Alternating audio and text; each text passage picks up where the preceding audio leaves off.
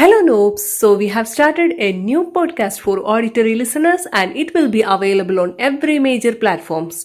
Please kindly hit the follow button and subscribe our YouTube channel for the daily updates. Adnexal mass. An adnexal mass refers to any mass occupying the region of the uterine appendages, that is adnexa. Major concern is the ovarian neoplasm or malignancy. Common adnexal masses: ovarian neoplasm, ovarian cyst, endometriomas, tubo-ovarian mass, uterine myoma, gastrointestinal diverticulitis, appendicular mass. Tubal pathology: ectopic pregnancy, hydrosalpinx, tubal neoplasms, genitourinary, pelvic kidney. Evaluation of an adnexal mass: clinical or bimanual pelvic examination for its size, shape, consistency, mobility and tenderness.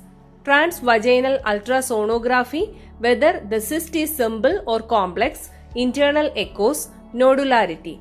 Doppler ultrasound to study blood flow and to measure R1 and P1. Computed tomography or CT, it can differentiate loop of bowel, dermoid cyst, myomas.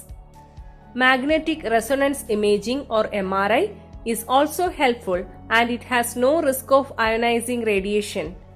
Positron emission tomography or PET is more sensitive in detecting metastatic disease. Tumor markers: numerous tumor markers have been studied for the detection and follow-up of ovarian malignancy, namely CA125, CA153, TAG72, CA199. Management of an adnexal mass.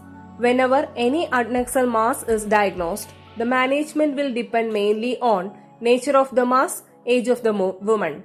Ovarian cyst in postmenopausal woman should be assessed for the risk of malignancy clinically and also using CA125 and transvaginal sonography. Important points on transvaginal sonography for scoring are multilocular cyst, presence of a solid areas, metastasis, ascites, and bilateral lesions. According to RMI, that is risk of malignancy index, the women are triaged into low risk, that is RMI less than 25, moderate risk, that is RMI 25 to 250, and high risk, that is RMI greater than 250. Actual management, which include conservative management, is the ideal for a simple unilateral unilocular ovarian cyst less than 8 cm with low RMI, that is less than 25, and normal serum CA125. Such women are followed up with TBS at an interval of 4 months. 50% of such cysts resolve spontaneously. Surgical management. Besides those are described above, all need some form of surgical treatment like cyst aspiration, laparoscopy and laparotomy.